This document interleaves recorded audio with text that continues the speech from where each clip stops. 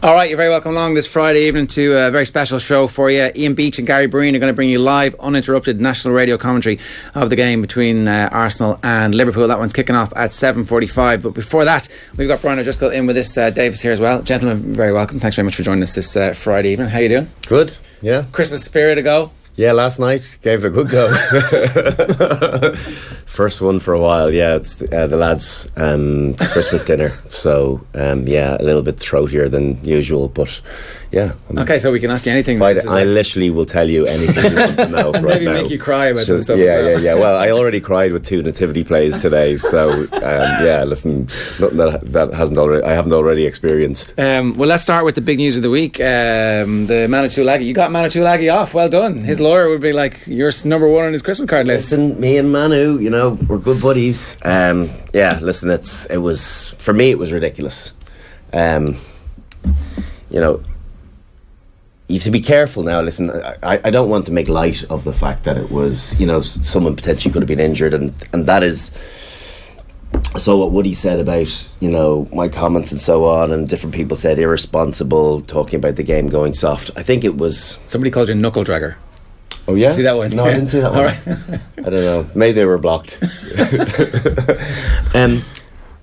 I just think it was a perfectly good hit. Like, I don't think it's a yellow card. I think it's a great shot. Okay, so that's the issue why. there. Yeah, for me personally, it's a great shot. The thing is, so I've been the tackler and the tackled player in similar circumstances, and people are talking about the impact to the head. The head has like a bit of a whiplash, and this mightn't be terrific on another level for other parents, but there's a whiplash element to it. You can't get that whiplash head movement if you collide with the head. That's a jolt from another part of the body being hit and a reaction of the neck going with the rest of the body. And that's why, so he hits him shoulder to shoulder, and that's why there's a jolt. And the whiplash maybe brings a bit of head contact into it. But it's an aggressive game we're playing. Yeah. It's, you can't take that element out of it. It's not the same game. And yes, there's going to be marginal calls, but I thought it was a ridiculous sighting personally. Do you think it's possibly this stuff gets cited so that they can get it cited and get it seen, and that a bit of it is like making sure, oh look, we're looking at this stuff, that it's window dressing as opposed to actually trying to deal with it? Maybe, and I understand. Listen, there's lots of concerned parents out there, and I get that. And the game, we've gone a long way in the last 3 or 4 years to addressing the issues with concussions and head injuries. And yes, it's very important. It's paramount importance to, first of all, protect the player. But you can't take away one of the great aspects of the game, which is it's a gladiatorial game. That's why we watch it. That's why we enjoy it. Yeah. Because it's confrontational, and people love big impacts. That's the reality of it. I do. Yeah. I liked it when I was playing. I like watching it now. I want to see people really getting stuck into one another. And how was his technique? Was his technique totally... I think it's pretty good. Yeah, it's pretty good. Like, Clute slips, slides into a fraction. It's, if you have... I said to someone on Twitter, if he had it in slow-mo, he'd take it down a fraction, but not much. Like, it's a great shot. Want to lock the ball up. You want to make an impact. It's not about trying to just tackle someone. It's about, putting your stamp on a collision. And that, they're on the back foot at that time. They're losing the game. You want people to try and change the momentum of a game, and that's how you do it, by big impacts. So is one of the concerns you have that we actually end up sanitising the sport to a point where it's a bit like sevens, and actually contact never really happens, and it's good to watch, but after a while it's kind of like all the games look exactly the same? I just think in going the route that we're going with player welfare, you have to still maintain the game within that. Yeah. And be conscious of the two. I don't think people are coming on saying, what's the problem with tackling low? You don't lock the ball up. It's part of the game. It's trying to stop the offload. But wouldn't it improve the game if the ability to offload was enhanced in the tackle area? So if you are being tackled around the legs and the knees and the ankles with more regularity, the hands are free in the tackle more regularly. Therefore, the ball's kept alive more often. Therefore, it's easier to find space, and therefore, it's a far more attractive spectacle as a game. It's also when you are going flat out and you're making a decision in hundredths of a second, and you grasp, you're like a split second reaction. You're not thinking, oh, I must go low here. You're just thinking about trying to get if the rules were changed, you would have to do so. It would be drilled into you hour after hour in training. You know you can't tackle above the hip. Maybe. So therefore, within a year, you wouldn't see anybody tackling above the hips. Yeah, but is that the same game that you're going to see? No. It's not. more of a throwback to how the game used to be. It's not for me. Because... See, it's about the future of the game, though, isn't it? It's about the willingness of parents to allow their kids to play the game in 20 years' time. If players continue to get bigger and stronger, and you're allowed to bring 8 players off the bench in the last quarter of the game. I don't know if that's actually the case, right? 'Cause aren't all of the nurseries like absolutely flooded with kids? Isn't the participation level at the under 6 and under 8 and under 12 levels absolutely through the roof in the last 10, 15 years? Because the clubs are getting properly organised. Like, by the way, they're teaching brilliant tackle tech at a young age, you know. So they're doing They don't tackle high at the nursery level. No, but they're doing everything with regard to building the player's development from a young age. So to your point, absolutely, if you teach it young, or if you cause the rule or change the rules slightly, modify them, everyone will have to adapt. But I do think that it will sanitise things a little bit. It'll make it less interesting. It'll take away from what we watch the game for. Obviously, there's that balance between... So, the Johnny Sexton issue, right? Sexton goes off after 2 minutes, and I mean, it's obviously a different issue, and I don't want to conflate the two too much, but we as a country are very worried about Johnny Sexton. Like, that's the natural thing. And obviously, you look at what's happened to Jared Payne, and people conflate the two issues with it's the tackles like Tuolagi's which is causing these things, is how the story ends up seeping into public's consciousness, and they're like, whoa, it's Tuolagi's fault. We can burn him and the next person who does it and the next person, and that's why these become big stories. But so Johnny's incident, we've seen that before with him, and I think there's a couple of things that kind of need to be known about Johnny. All the concussion issues that have been so well documented, I think, have been completely blown out of proportion. He's had 3 concussions. I spoke to him. He's had 3 concussions probably in his lifetime. The 12-week layoff when he was with Racing was totally precautionary. Was it absolutely necessitated? Probably not, but it was precautionary because they were looking out for him. He was looking out for himself. That incident happened at the weekend. We said it before, it's his tackle technique. He goes high, he has lots of success from it. He chokes people the whole time, particularly when he's playing with Robbie Henshaw. The two of them do a phenomenal job, the amount of turnovers they get. He's not going to change that now. I've said it before, I wish he changed, he's not going to. Yeah. And so he's going to encourage that type of collision every so often. But he passed all his HIA questions, but because of the impact of the collision, and it was seen on footage, he was never going back on. And that's a medical decision. And everyone's playing doctor and physio at the moment. Leave them to it. They know what they're doing. And I think he passed his HIA too, and he was perfect 10 or 15 minutes later. But I suppose the common sense does dictate, if in doubt, you sit him out. And that's the way I think it's important that the game does go that way. But it doesn't mean that Johnny's going to change anything about what he does next time he goes out. He's going to tackle high again, I can assure you. And he's going to try and wrap the ball up. And he's going to...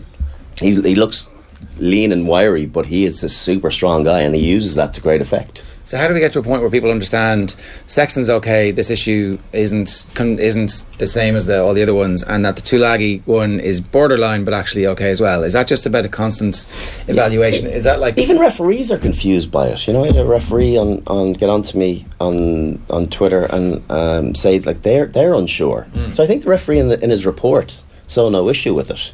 Do you think if there was a conscious effort from the authorities to explain decisions that we've seen over the course of a weekend, the manner in which the NFL came out on Sunday night and explained in detail the no catch rule that was one of the deciding factors in the Pittsburgh Steelers New England Patriots game. He came out, and you could actually see it on Twitter. It's a guy doing a voiceover of the incident. This is why this decision was made. This is the actual technical rule. If you had World Rugby or the EPCR or Pro 14 Rugby on a Monday morning, for example, here's 3 incidents. Exactly. This is why the decision was made, or maybe once any citing or appeals process has been waded through, so that people can actually see where officials are coming from. I think that's clever. I think everyone will win from it, because even players, at times we're always learning. When you're still involved, you're always learning. So you want to know interpretations, what referees are thinking, what World Rugby are thinking, what's allowed, what's not allowed, and see you then have a better judgment the next time you go and take the pitch too. So I think that is a good idea. You're speaking to players, coaches, supporters, mum and dad, all the stakeholders in the game. Everyone that wants the game protected, safe, but also continues as it has done since William Webb Ellis picked up the ball. Does Johnny Sexton play this weekend? Is that the right thing to do, or do you give him another week? No, I think you probably. There's no need to play him this weekend, so I think you probably don't. It is a public perception thing, so for the sake of it, you're probably better off sitting him out. Yeah. He's played 2 very tough games the last couple of weeks. The public perception isn't helped when Schmidt goes on TV and says he's grand, I spoke to him, he passes HIA, and then Leinster come out and go, actually technically HIA won, he didn't pass. So there's just that, like, what's the actual straight line? Yeah, they should be aligned. The fact that there's mixed messaging, that's not the main ideal. issue, I think, that's not ideal. Yeah, and that's, I could see Johnny's perspective. That must be very frustrating. I'd say so, exactly. Then, because he's trying to. I spoke to him in advance of coming on here, going, what's the story? And yeah, I think there is. I sensed there was a bit of frustration that we're talking about this stuff again. Yeah, and he can't get away from it, and it's not an issue. It's not the issue that is being made and has been made for the last 2 years. It's and people talk about Johnny's being targeted. It's nonsense. It's rugby. No, like 10s all over the world. We talk about this the whole time. 10s all over the world are targeted because more often than not, they're a softer. They can have a softer underbelly. Yeah. Not in Johnny's case. No, and also take them out of the game. Suddenly the other team is your goal kicker, guy that's knocking over all the points, the guy that's leading. Particularly someone like Johnny. Take him out of any team, and they're miles worse off for it. It's a shame as well that we're so close to the end of 2017, and this is what we're talking about as regards Sexton, because this year he has shown how durable he can be. He's been class. He has been absolutely He's class. played a lot of rugby. He's played a lot of big games. He was unbreakable during the Lions tour. We didn't talk about the Lions stuff, and Warren Gatland happily going, I didn't really think that his body language was great, and I thought he was really kind of down and in himself for the first. I was like, really? Interesting of you to tell us all that, Warren. Thanks very much for sharing those details. I mean, really, thanks for sharing the details, but I'm not sure Johnny wants them shared. And then to come back from that and to be like the key man over the final test and a half, when really the money minutes were being played, that was pretty impressive from him. He's a big game player. He is a big game player, and he's one of those guys that when you see him in your team, you just think we've got a real chance here. And irrespective of other personnel, Leinster are in great shape at the moment. Ireland are in great shape at the moment, but they look a much tougher proposition when they have him at 10. And it was such a gutsy performance by Leinster at the weekend, and with the greatest respect to Ross Byrne, he's a nice player, and he'll be a very tidy player in time when he gets some experience. Will he be Johnny Sexton at any point? I don't think so, but I don't know, listen, I was wrong about Johnny Sexton too. I didn't think he was going to be the player that he's turned out to be. He kept improving every year. That's like a very remarkable thing. Like most professional players in any sport reach a peak at a midpoint in their career, and that's what they crest, but he has got better and better every year, and that's very unusual. I think he's so smart. He is such a clever operator, and he just is able to pick defences apart, and I think he sees the game. It's clearer. It's a clearer picture to him than everyone else. I think there's a few players like that. I think Conor Murray's like that too. I think it just seems at times it's easier for him. It's part of his makeup where it just looks so effortless. It's instinctive for him. Yeah, it's so effortless. Do we need to see make him the right play? call is just it's like it's just a done thing. Yeah, he makes everything look so easy. He's so experienced at doing that as well. And in those big games, as you say, do we need to see him play a little less rugby? Would he be interested in playing a little less rugby? So, for example, Glasgow at home, where you probably know you're up against a team that has nothing to gain from that particular match, so you don't play him, or you don't play him against Italy, or you don't play him against the Scots, whatever game it might be, although the Scots seem to be a different proposition nowadays. But that to an even greater degree, you start handpicking the games that he plays. Only he because, just kick up only an because serious think about it. Yeah, he will. Only because. Like, we need him in Japan. But yeah, we do, but we also need another 10 too. Like, the reliance on him is enormous. And so another reason for him to play less. So I get that, but like, try and tell any player, we're going to sit you out, or we don't want to play you in big games, in test matches, or in, big Champions Cup games. Good luck to try and, get that message across. Players also, they need to, like, from a confidence point of view, you need to play regularly to keep it going, and particularly when you're in good form. The last thing you want to do is, I'll sit out a few weeks. Look at Owen Farrell. He was sat out pretty much for November. He was playing great up to that, and then he was better at the weekend against Claremont away. But it's the first game against Claremont, he was way off the ball, and I just wondered, has he not played enough rugby in the last month or two?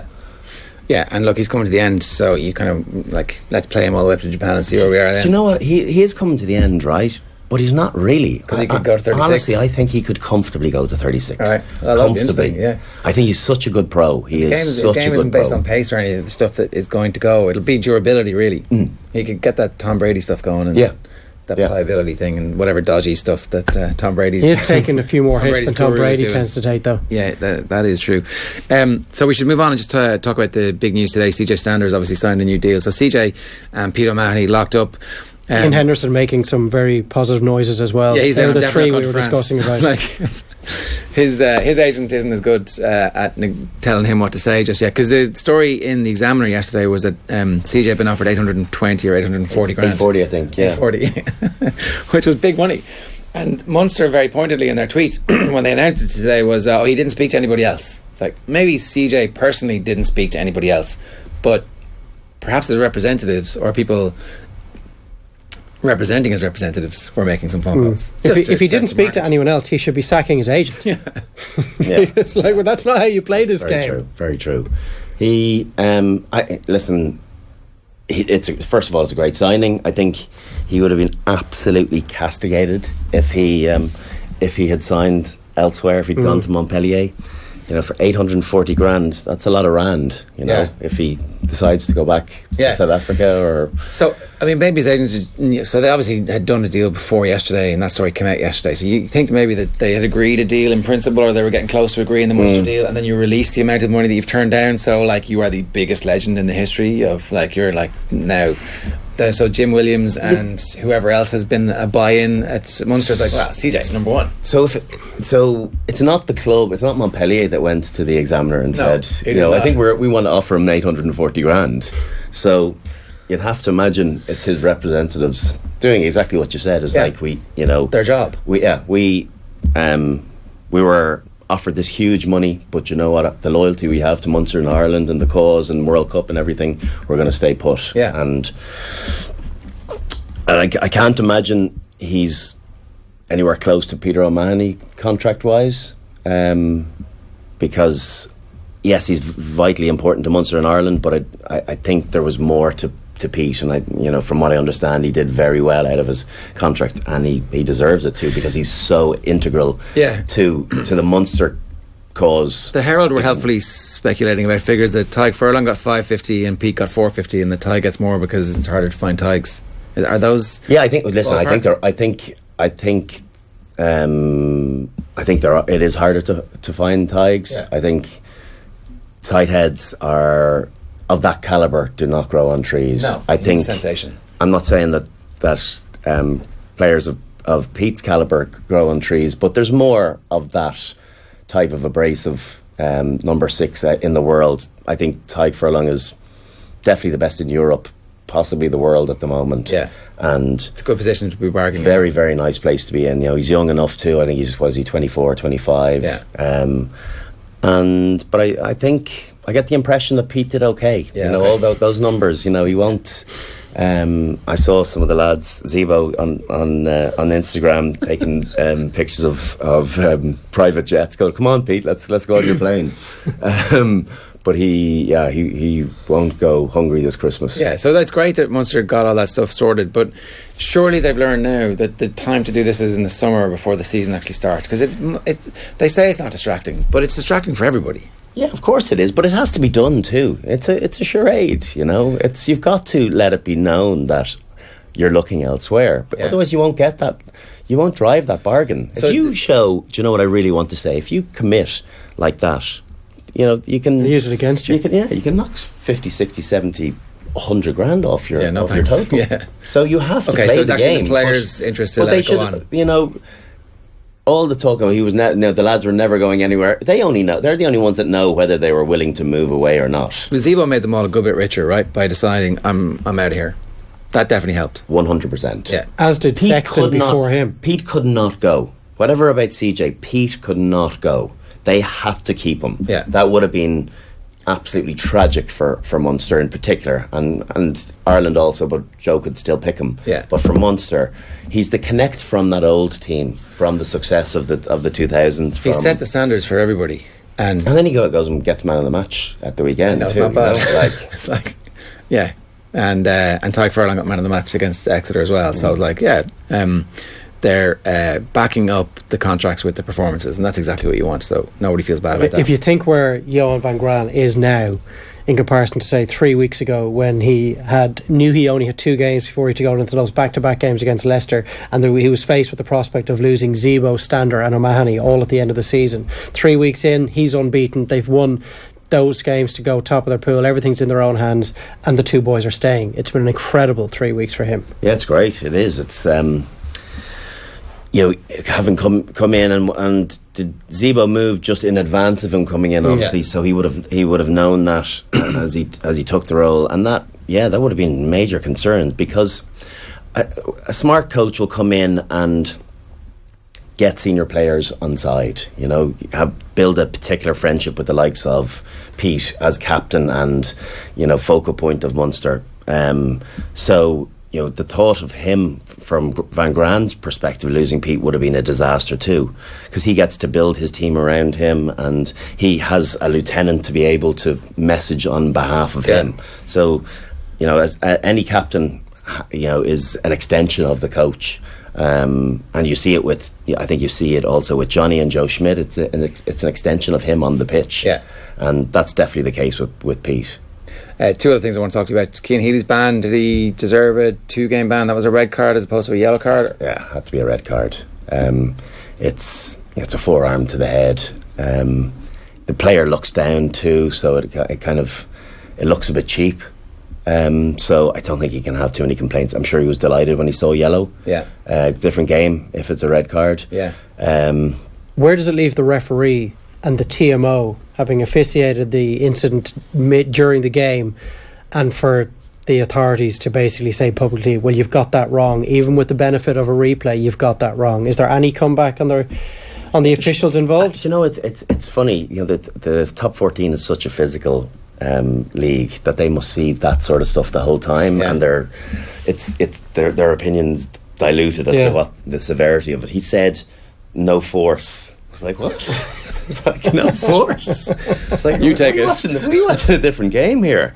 Looked pretty forceful, but so maybe that's the only rationale I can look at, is that they're seeing it more regularly. And so we were talking a bit about this with Keith Wood yesterday as well. So I think it was in the back of a Frano column. He was saying that Joe Schmidt won't like that, and so he's out of the reckoning there for those 3 weeks.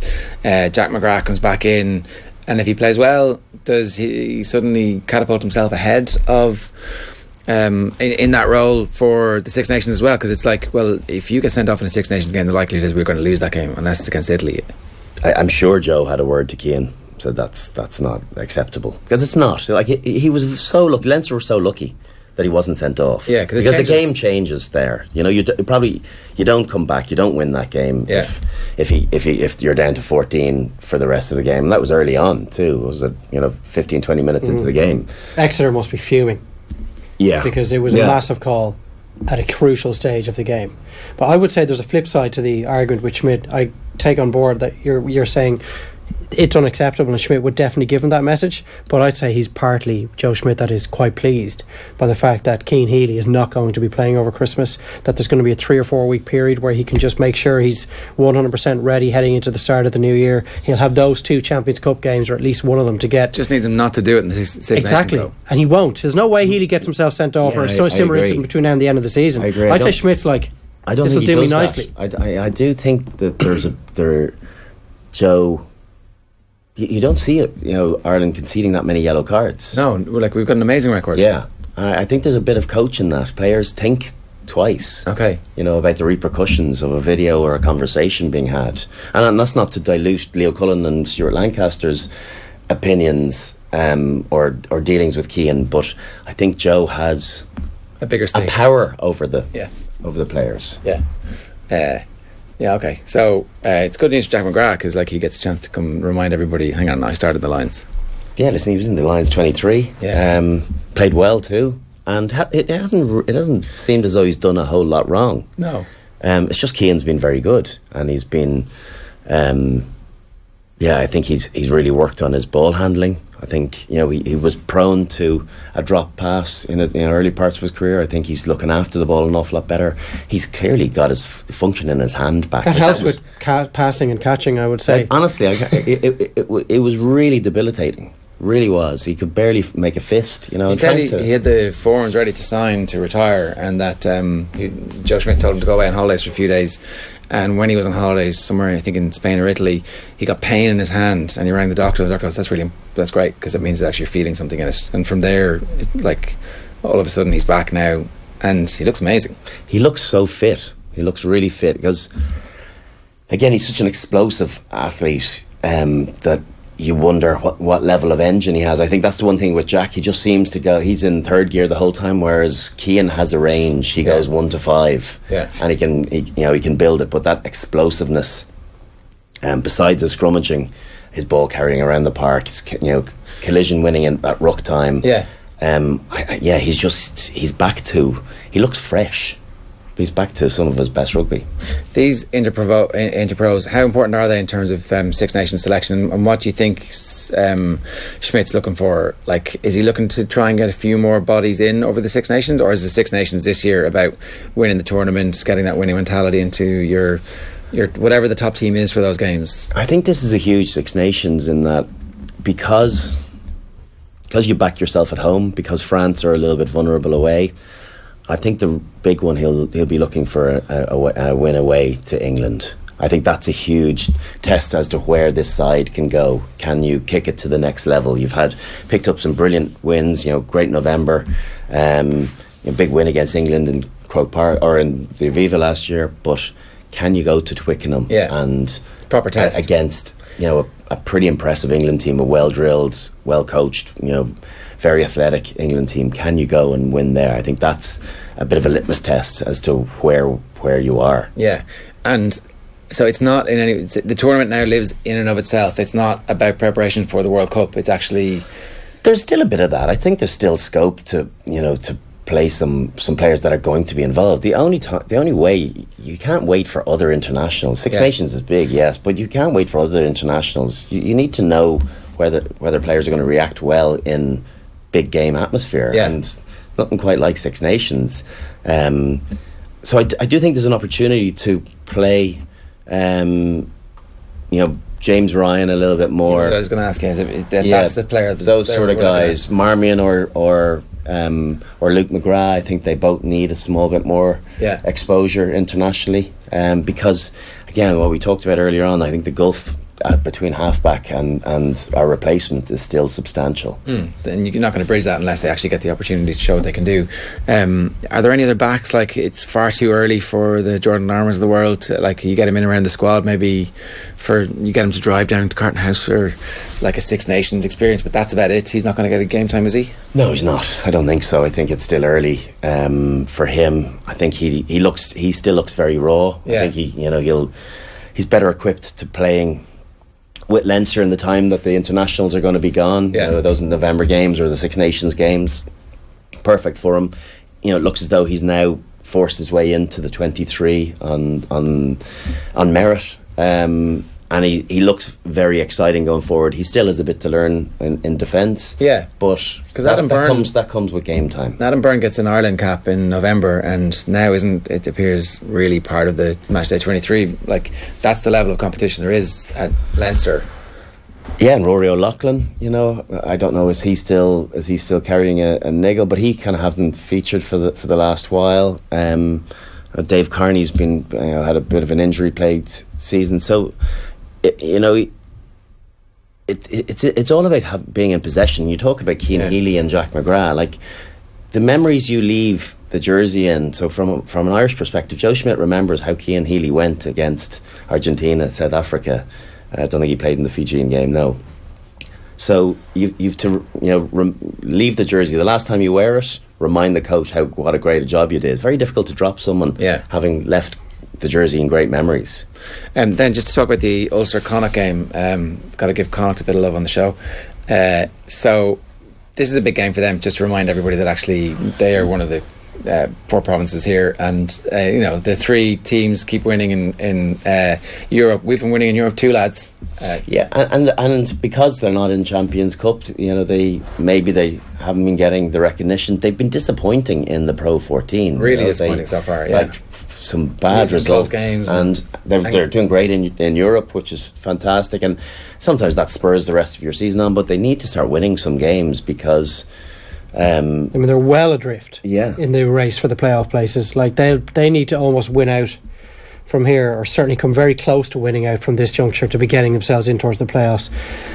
And I just wonder how much confidence they do take from these European wins when the games that they really have to be winning, they're not. They're going to Italy and they're losing, and whenever they seem to get themselves on a run, it just seems to fall apart then. I just wonder, do they see... Obviously, Europe is their opportunity of getting into the Champions Cup next year. You win that, whereas it's looking unlikely at the moment that they're going to qualify for Europe for Champions Cup through the Pro 14. So, that's why I think it's getting extra focus. It's unusual to have really good form in one competition and not in the other. But like you said, you've got to go and win away in Italy. You've got to win those close games in the sports ground, and they haven't been doing that. And I think Kieran Keane is almost... He's running out of things to say in post-match interviews. I think he was frustrated early on and vented his frustrations. Yeah. And now it's... Yeah, you should be careful how many times, you give out about...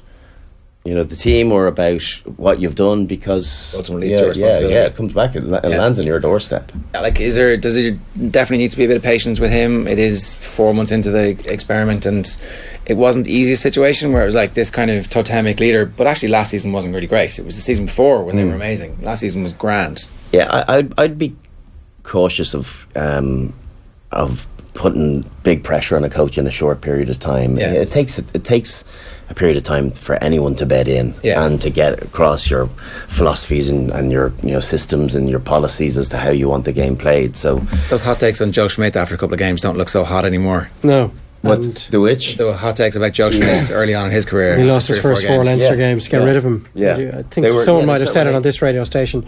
When they start writing articles about who the previous coaches were, it's like, they're sharpening knives. And I think he'll benefit from the time that was given to Pat Lam. So he'll point to the first two seasons, was it second season that they won the Pro 14? Certainly the first season under Lam, where they went on that incredible losing streak, and then they started to turn around, show real signs that his message was getting through. Kieran Keane he'll expect the exact same. Could be third year for Pat Lam. Maybe it was even third. So he'll expect something slightly similar. I don't think he needs to worry about how bad they go necessarily over the next few months. But if you think in the Challenge Cup, like they're as good as through at this stage, they're 3 wins away from playing in the Champions Cup. They're a lot more than 3 wins away from playing the Champions Cup in the Pro 14. And they've got to it's very similar to where Manchester United found themselves last season. Towards the end of the season, you could see they'd abandoned any hopes of qualifying for the Champions League through the Premier League. It was all into the Europa League basket.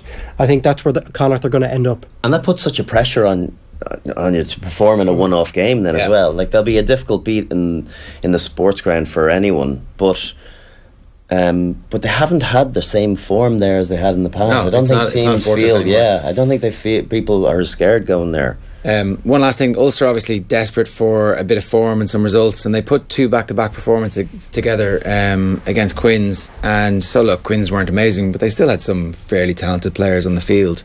It's those type of wins that Les Kiss desperately needed at that time. Like, it's been a really difficult situation he's found himself in over the last 12 months, both on and off the field. Yeah, it has. It's it's obviously well documented with the Paddy Jackson and Stuart Olding issues. And Lady Fano's come in and done a great job. I think his saving grace probably has been John Cooney coming in and doing such a great job. Trying to replace the irreplaceable in Ruan Pinar, and he's done a phenomenal job for them. Yeah, I feel a bit for Les Kiss because they haven't, they've had some, it's not as though they've done what Connacht are doing and are losing the whole time. They've still won a lot of games. Well, they lost badly up in Belfast to Leinster. I think that hurt the fans. Yeah. Then they, the draw away to Dragons when they should have gotten the job done. So they haven't been great. Yeah. They haven't been, but they're still getting results. And now that back-to-back win against Quins couldn't have come at a better time for Les Kiss because there was a squeeze on him. There's lots of talk about next year already and whether he's going to be there. But they have a brand new coaching ticket as well. Pardon me? They have a brand new coaching ticket with John O'Gibbs and the Welsh scrum half and Dwayne Peel. Yeah. So that does take a little bit of time to bed in, and either you're going to give him the chance or you're not. But you may as well see what you've got. And I think their future will be decided upon round 5 and 6 of Europe. It would be great if they could beat La Rochelle, and then the likelihood is that they'll have to win both, really, won't they? They will. They have to go to Coventry and win. They will have to go to Coventry and win. Yeah. And because looking at second place, if you're looking at La Rochelle topping the pool, you have to think that you're going to need 19 points. Yeah. What are they on? 14. Are they on 14? They'd be going to the Rico with 18 points. Yeah, you're going to need. Probably going to have to win the game.